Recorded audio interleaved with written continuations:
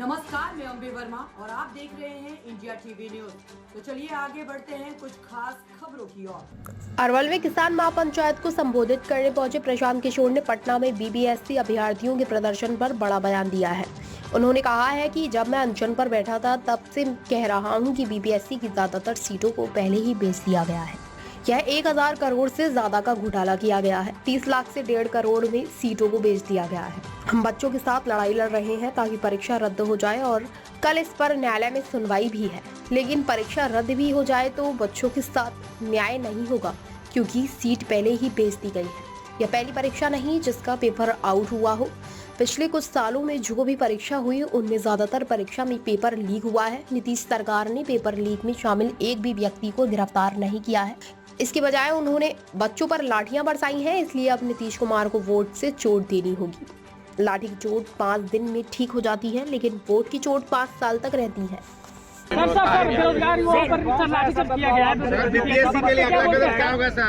कुछ निष्कर्ष नहीं हो पा रहा है। बीपीएससी में आपको मैंने बताया है, हम तो अनशन पर बैठे हुए थे तब भी मैंने बताया, बीपीएससी के सारे ज़्यादा से ज़्यादा नौकरी को पहले ही बेच दिया गया है।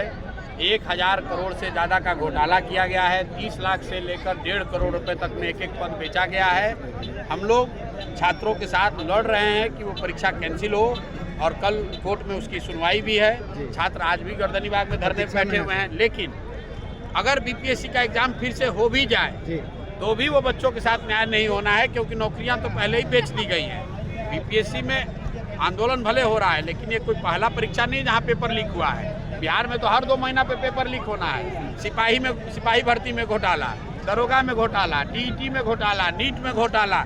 ये कोई ऐसा परीक्षा नहीं है जिसमें पेपर लीक नहीं हो रहा है। और नीतीश कुमार पिछले 5 वर्ष में ये आज तक कोई एक आदमी ना गिरफ्तार हुआ, न कोई शिक्षा माफिया पकड़ा गया। क्या रूप दिया जाए सर? अधिकारी लोग इस प्रकार से के पाठक जी का मनमानी देख लीजिए। मेरे भाई, अगला रूप ये है कि आप जो लोग आंदोलन कर रहे हैं नीतीश कुमार उस पर लाठी चलवा रहे हैं। तो लाठी की जो चोट है वो 5 दिन रहती है। तो अब उपाय ये है कि लाठी के चोट का हिसाब वोट की चोट से लिया जाए, क्योंकि जब वोट की चोट दीजिएगा तो नीतीश कुमार को 5 वर्ष याद रहेगा कि भैया हमने बच्चों पर लाठी चलाई थी, बच्चों ने वोट का चोट दिया, किनारे हो जाएंगे। तो जिन लोगों ने आपके बच्चों पर लाठी चलवाई है उनको वोट के चोट से मारिए ताकि वो सत्ता से बाहर हो, तभी व्यवस्था सुधरेगी।